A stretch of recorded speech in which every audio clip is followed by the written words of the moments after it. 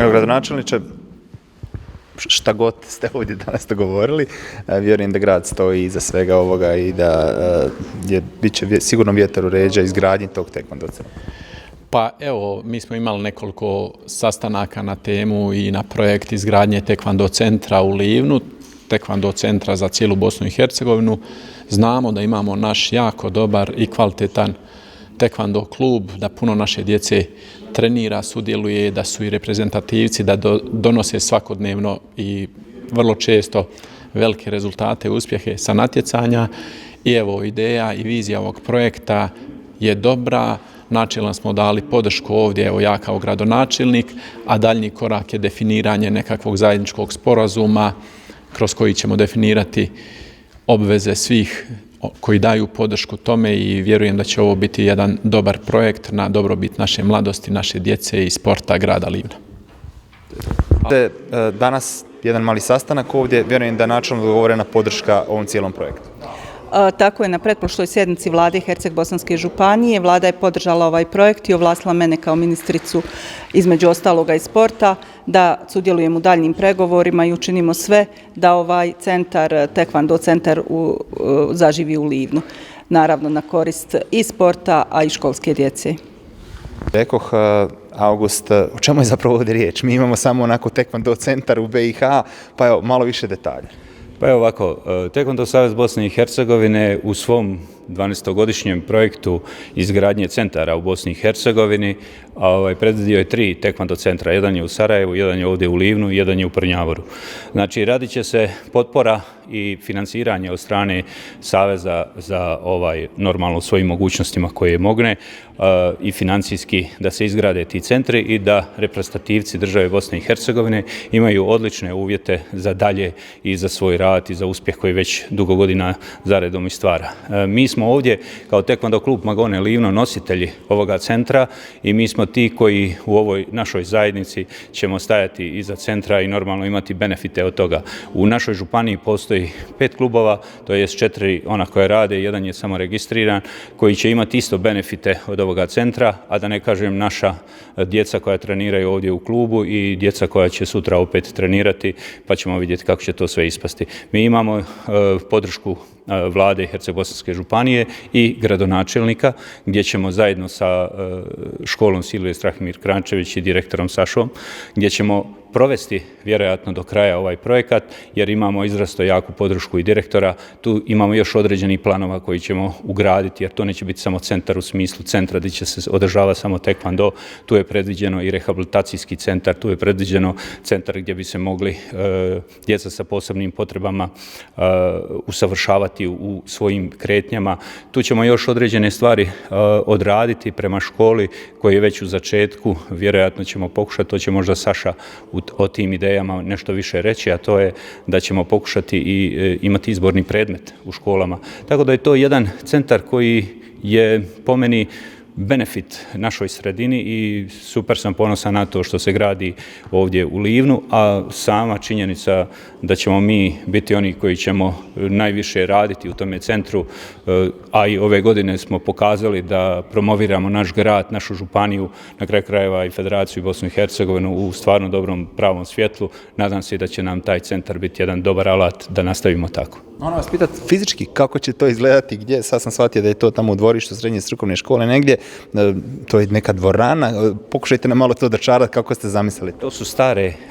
To je stara učionica gdje je bila izvođena nastava sa posebnim alatima gdje su imali vjerojatno, možda će Saša to bolje reći preciznije jer ja nisam išao u tu školu, ali ona je uglavnom bila tu neka radiona gdje je ona u ruševnom stanju. Znači ona sama po sebi već je počela se rušiti, stropovi su pali.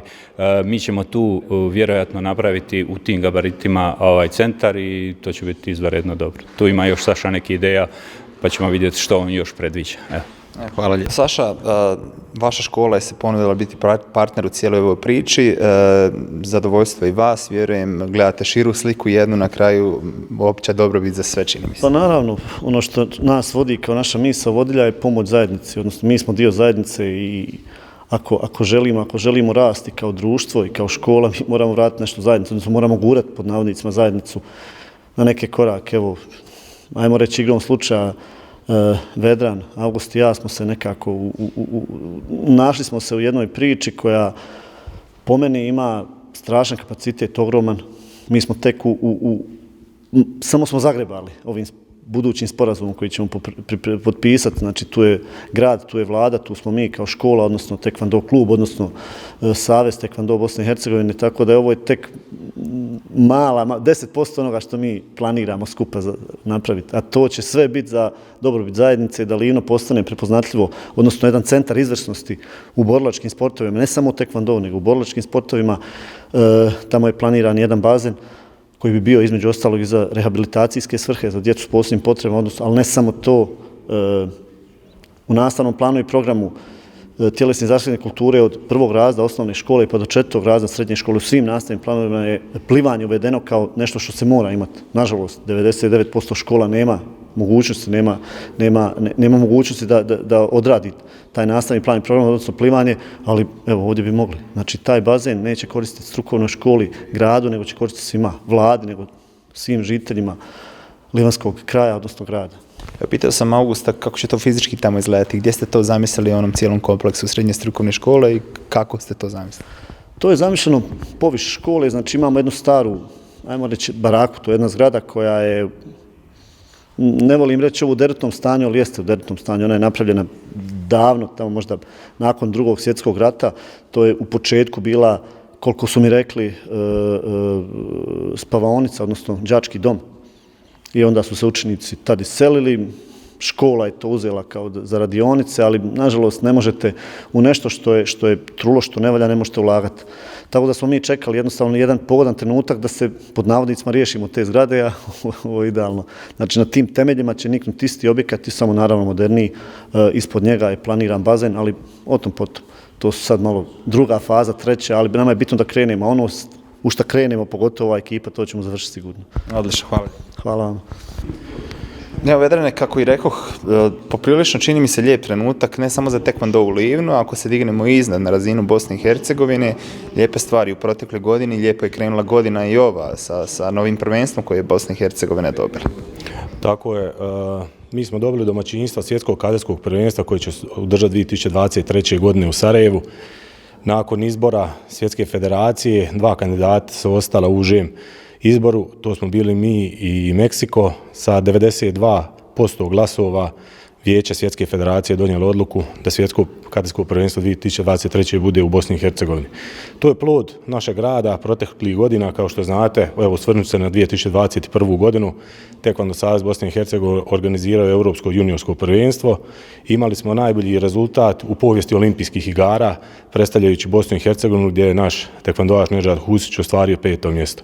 Sve to bila uvertira jedna da se vidi u kojem uzlaznom putanjom tekvando sport ide u Bosni i Hercegovini, tako da nam je kruna bila, evo nakon organizacije 3 europska prvenstva protekle 2 godine, organiziramo i svjetsko prvenstvo.